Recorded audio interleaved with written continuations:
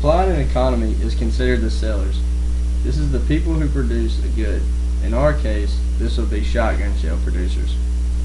Supply is defined as a list of prices and quantities available.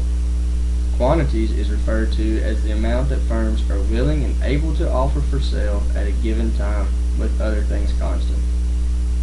Supply often can be influenced by third-party sellers, but to keep it simple, we'll consider the producer to be the seller.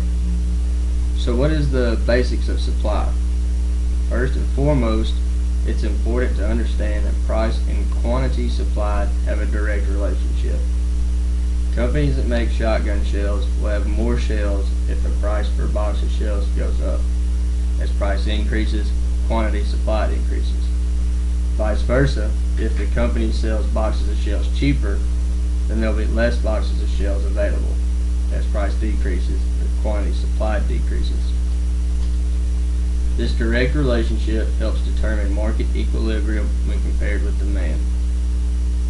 Now that we understand what supply is, what influences supply? Supply can be affected by the resource, price, and availability, technology, how resources can be substituted, the number of sellers, taxes and subsidies, and the price of related products.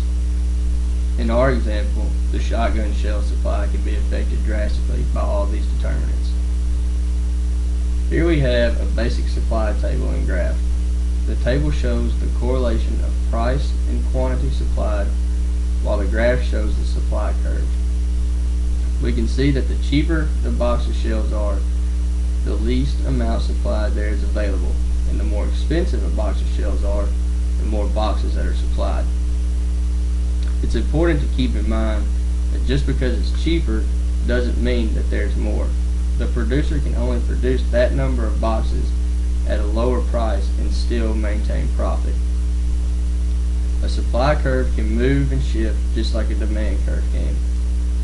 The supply curve will shift if the price and quantity supplied both change. If the price only changes, then quantity supplied will move along a supply curve. So let's take a look at a supply shift. The original supply curve in orange represents the original supply curve. S2, the red line, shows a decrease in supply and price. This shift to the left represents this decrease. S3, the black line, shows an increase in supply and price. This is represented by the curve shifting to the right. When supply and demand are compared together in the same graph, scenarios such as shortages and surpluses can occur. Different situations and solutions could be made to get supply and demand back to equilibrium, but that's more in depth than I need to go. Just know that supply and demand work together to keep a market at equilibrium. Supply can be difficult to understand, but hopefully you can have a better understanding of supply. It's always important to keep in mind that when dealing with supply that you are talking about sellers. It's also important to understand that while firms and companies determine supply, many of the determinants of supply can be brought forth by the government.